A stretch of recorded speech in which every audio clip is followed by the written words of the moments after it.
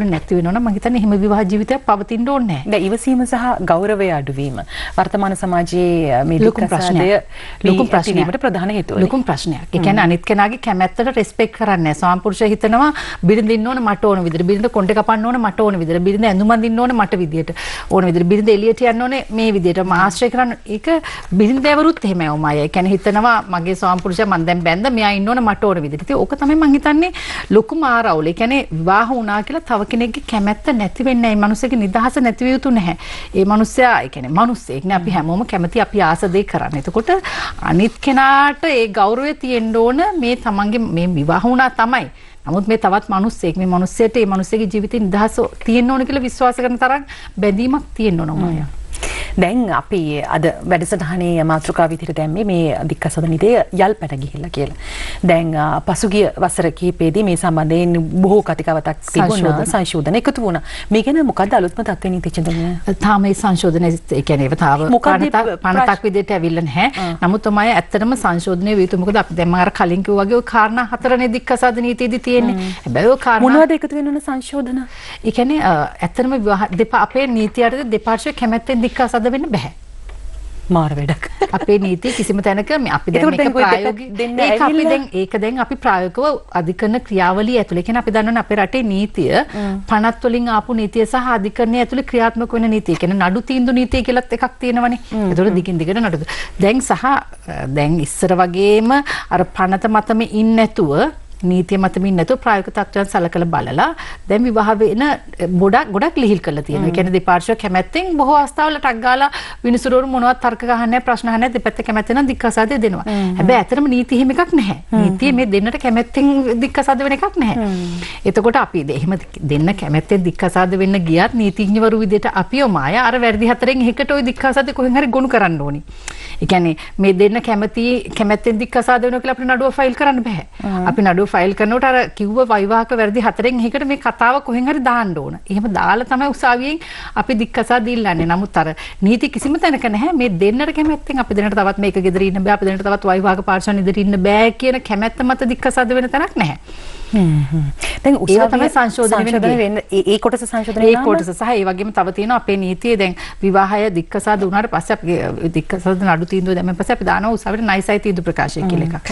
ඒක දාලා මාස 3ක් ගියාට පස්සේ තමයි නියත තීන්දුව ප්‍රකාශයක් දාන්නේ. ඒතකොට නයිසයි උසාවියෙන් දික්කසාදයට කැමති වෙලා අත්සන් කරලා ඔක්කොම කළා නයිසයි එක දාලා තිබිලත් සමහරට නියත කරලා නැත්නම් විවාහය දික්කසාද වුණා විදිහට සලකන්නේ. අනිවාර්යෙන් මාස 3ක කාලයක් තියෙන්න ඕන. ඒතකොට ඒවත් යම් සංශෝධන එන්න ඕන. මොකද ඔමාය දැන් ඇත්තටම අපි දන්නවා උසාවියට එන්නේ ගොඩක් වෙලාවට විවාහක පාර්ශ්වයන් තව කෙනෙක් එක්ක සම්බන්ධයක් හදාගෙන. එතකොට මේකෙන් දික්කසාද වෙලා අරයා බඳින්න බලාගෙන ඉන්නේ. සමහරට මේකෙන් දික්කසාද වෙලා එයා බැඳලා ලංකාවෙනුත් යන්න බලාගෙන. එතකොට ඒගොල්ලෝ අර ඔක්කොම ටයිම් පීරියඩ් එක ෂෙඩියුල් කරගෙන ඉන්නේ. මේ දවසට කලින් අපිට බඳින්න ඕන මිස්, මේ දවසට කලින් යන්න ඕන ලංකාවේ. ඒතකොට ওই මාස 3ක කාලෙත් සෑහෙන ප්‍රශ්නයක් තියෙනවා. ඉතින් අර මේ මාස 3ක කාලය තියලා තියෙන්නේ කවුරු හරි පාර්ශ්වයක්.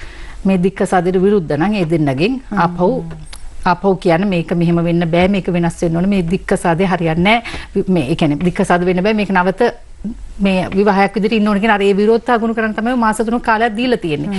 හැබැයි ඉතින් දැන් ඇත්තටම දැන් ප්‍රායෝගික තත්ත්වයේ මත මාස 3ක කාලෙත් සෑහෙන අපහසුතාවයන්ට මුහුණ දෙන පාර්ශ්වයන්. අනිත් එක නීතිචතුමේ දැන් උසාවියේදී කාන්තාවට හැමදේම විවාහ ජීවිතයේ දේවල් කියන්නට සිද්ධ වෙනවය. එහෙම නැත්නම් ඇයට අනියමින් අපහාසාත්මක තත්ත්වයක් එතනදී ඇති වෙනවය කියන කාරණාව. මේක දැන් උසාවිය තුළ සිද්ධ වෙන්නේ නැද්ද? නැත්නම් අර දිගු කාලින වැදෙන නඩුවල විතර මේක සිද්ධ වෙනවද? ඒ කියන්නේ සාමාන්‍යයෙන් දෙපාර්ශ්වම කැමැත්තෙන් ඇවිල්ලා දික්කසාද වෙනවා නම් අපි ඔය අපි නීතිඥවරු විදිහටම අපි කියනවා දෙපැත්තට අපහාස කරගන්න එපා ඕක ඕනේ නැහැ. ඒ කියන්නේ අපි මේක දෙගොල්ලෝ කතා බහ කරලා ඉවර කරගමු කියලා. හැබැයි දෙපාර්ශ්වයට ඒ කියන්නේ මේ නඩුව දිගට ඇදෙනවා දික්කසාද දෙන්නේ නැහැ ළමයින්ගේ ප්‍රශ්න එනවා දීපල ප්‍රශ්න අවුරුදු ගාණක් ඇදෙන නඩුව කරන අනිවාර්යෙන් දෙන්නට දෙන්නගේ අපහාස කිරීම තමයි ඔවුන්ගේ ලිංගික ජීවිතය ඔවුන්ගේ පෞද්ගලික ජීවිතය හැමදේම උසාවි ඉස්සරහා ගොඩක් වෙලාවට දිගෑරෙනවා. අනිත් කාරණාව තමයි දැන් ලංකාවේදී විවාහයකට ඇතුළත් වෙලා පිටරට ගිහිල්ලා හොඳ පෞල් ජීවිතයක් ගත කරන්න කියලා ගියාට පස්සේ සමහර වෙලාවට විදේශයන්හිදී විවාහ බිඳ වැටීම අපි දකින්නට ලැබෙනවා. එතකොට ඔවුන් එහි නීතියට එහි නීතියට අනුකූල විය යුතුද? එහෙම නැත්නම් ලංකාවේ වෛවාහික නීතිය අනුව කටයුතු කළ යුතුද? මෙන්න මෙහෙම ප්‍රශ්නකුත් තියෙනවා නේද? ඔමායා දැන් ලංකාවේ විවාහ වෙච්ච පාර්ශ්වයන්ට පිටරටකදී දික්කසාද වෙන්න පුළුවන්. ඒ දික්කසාද වෙලා ඉස්සර තිබුණේ ඒ දික්කසාද වුණාට ඒක වැඩක් මදි ලංකාවේ. මොකද අපි විවාහ වෙන්නේ විවාහ රෙජිස්ට්‍රාර් ජෙනරල් දෙපාර්තමේන්තුවේ ලියාපදිංචි වෙනවනේ. එතකොට එතෙන්ට නියෝගය යන්න ඕන මේ දෙන්න දික්කසාද වුණා මේක විවාහය කටු ගෑව කියලා. කියන්නේ විවාහය දික්කසාද කරා කියලා මේ විවාහ සාතිකේ ලියන්න කියලා. ඒතර විදේශයකදී දික්කසාද වුණාට ඒක වෙන්නේ නැහැනේ. ඒතර විදේශයකදී දික්කසාද වුණත් අපි ආපහු ගිහලා එදෙනගේ විවාහ සාතිකයක් ප්‍රාදේශීය ලේකම් එකෙන් ඇප්ලයි කරගත්තොත් තියෙන ආපහු විවාහයක් විදිහටම තමයි තියෙන්නේ.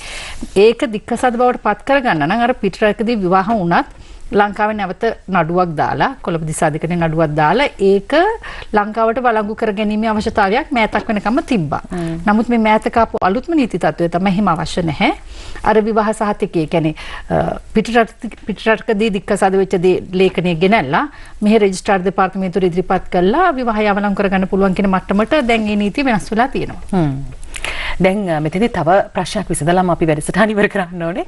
දික්කසාදෙන් පසු දීපල හිමිවීම කියන එක. දැන් අපි සාමාන්‍යයෙන් විවාහයකදී කියනවා ටිකක් වත්කමක් තියෙන පුරුෂයෙක් වෙනනම් ආයාගේ පුරුෂයාගේ දීපල ඔක්කොම ඔයාටනේ කියලා කියනවා. හැබැයි සමහර වෙලාවට දරුවෝ ඉන්නකොට මේක වෙනස් වෙනවද? එහෙම නැත්නම් ඇත්තටම ස්වාමියාගේ දීපල භාර්යාවට ලැබීමේ නෛතික හැකියාවක් තියෙනවද? මේ ගැනත් පොඩ්ඩක් අපි කතා කරොත් හොඳයි නේ. එහෙම එකක් නැහැ මාය. දැන් අපි දික්කසාදයක් දානකොට දික්කසාදයේදී සමහරට අපි වන්දියක් ඉල්ලනවා. සමහරට දෙන්නෙක් තුලා ගියක් හදුනා ඒ ගේන්දරින් භාගයක් ඉල්ලනවා. සමහරට වයිෆ්ගේ දීපලක් තුල හස්බන්ඩ්ගේ හදලා නම් හස්බන්ඩ් කියනවා මම තමයි ගේ හදාන්න සල්ලි දැම්මේ මට ඒ මුදල ඕන කියලා. ඔය වගේ දේවල් මිසක් දීපල බෙදියාමක් සිද්ධ වෙන්නේ නැහැ. දීපල බෙදියාමක් සිද්ධ වෙන්නේ මාය. ඒ කියන්නේ ඒ මිනිස්සයා ඒ කියන්නේ විවාහක පාර්ශ්වයක් කවුරු හරි මිය ගියාට පස්සේ ඒ මියගේ පාර්ශ්වයේ ඉතිරි පාර්ශ්වයට දික්කසාද නොවි නම් මිය ගියේ භාගය දරුවන්ට භාගය යනවා. දික්කසාද වෙලා නම් මිය ගියේ දරුවන්ට විතරයි යන්නේ බිරිඳට යන්නේ නැහැ. ඒක නිසා දීපල සම්බන්ධයෙන් විවාහයකදී ඒ කියන්නේ විවාහයේ දීපල ප්‍රශ්නගත වෙනවා නම් විතරයි අදාළ වෙන්නේ. අර දික්කසාද වෙනකොට දෙන්නගේ දීපල දෙපැත්තට බෙදලා දෙන හිම නීතිමය තත්වයක් නැහැ මායා. ඒ කියන්නේ තමන් විවාහ වෙලා වුණාට පස්සේ තමන් දෙන්න එකතු වෙලා ඇති කරගත්ත දීපලක් තියෙනවා නම් ඒ දීපල සම්බන්ධයෙන් අයිතිවාසිකම් කියන්න පුළුවන්. දැන් අපි හිතමුකෝ අපේ රටේ කාන්තාවක් ජපාන් ජාතිකයෙක් එක්ක විවාහ වෙනවා කියලා. එතකොට මොන නීතියද මෙහි ක්‍රියාත්මක? දැන් මෙහි විවාහ වුණොත් මෙහි නීතිය ක්‍රියාත්මක. එහෙ විවාහ වුණොත් ජපාන් නීතිය ක්‍රියාත්මක වෙන්නේ. එතකොට ඒ කියන්නේ අපේ රට ඇතුලේ විවාහ වුණා නම් ජපාන් විදේශිකයෙක් සහ ශ්‍රී ලාංකිකයෙක් ඒතර අපේ රටේ නීතිය තමයි බලපාන්නේ. එතකොට දික්කසාදෙත් අපේ රටේ නීතියට දික්කසාද වෙන්න පුළුවන්. මෙහි විවාහ වුණා.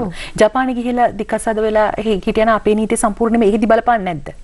ඒ කියන්නේ අපේ එහෙත් එම්බසියේ ඒ කියන්නේ මට තේරුන්නේ නැහැ මම ප්‍රශ්නේ. ඒ කියන්නේ දැන් අපි හිතමු අපේ රටේ නීතිය සම්පූර්ණයෙන්ම අදාළ ජපාන් ජාතිකයට බලපාන්නේ නැද්ද කියලා මම අහන්නේ. බලපාන. ඒ කියන්නේ අපේ රටේ විවාහ අපේ රටේ නීතියෙන් නම් විවාහ වුණේ අපේ රටේ නීතිය ජපාන් ජාතිකයටත් බලපානවා. හරි. ඔහුගේ දීපොළ අපි හිතමු ජපානයේ තියෙනවා කියලා. එතකොට මෙරට කාන්තාව දැන් අපි හිතමු හදිසියෙ මෙහෙම විවාහ සංස්ථා බිඳවරුණාට පස්සේ අදාළ කාන්තාවට සිද්ධ වෙනවා ලංකාවට එන්න. එතකොට ඒ දීපොළ ඒ අදාළ විදේශිකයාගේ දීපල වගේ දේවල් ඒ කොයි විදිහට ඒ දීපල සම්බන්ධයෙන් බලපාන්නේ ජපාන් නීතියනේ. මොකද විවාහයට දීපල අදාළ වෙන්නේ නැහැ. නමුත් ඒකේනා ජපාන් නීතිය ඒ කියන්නේ විවාහුනේ ශ්‍රී ලංකාවේ නීතිය යටතේ නම් දික්කසාදේ සිද්ධ වෙන්නේ ශ්‍රී ලංකාවේ නීතිය යටතේ. නමුත් ඒ පුද්ගලයා මිය ගියාට පස්සේ ඒ පුද්ගලයාගේ දීපල සම්බන්ධයෙන් අදාළ වෙන්නේ ජපාන් නීතියමයි. මොකද දීපල අදාළ වෙන්නේ නැහැ විවාහයට. හොඳයි. දැන් අපි ඇත්තටම කියනවා නම් මේ දික්කසාදි ප්‍රොමෝට් කරනවා නෙවෙයි ඩිවෝස් වෙන්න ඕනි කියලා කියනවත් නෙවෙයි. හැබැයි මේවා අපේ සමීපතමින්ට සමහර අවස්ථාවකදී ප්‍රයෝජනවත් වේ. සහ නීතිය දැනගෙන හිටියන් පස්සේ මට දික්කසාද වෙන්න තියෙන අවස්ථාව මගේ අරගන්න පුළුවන්.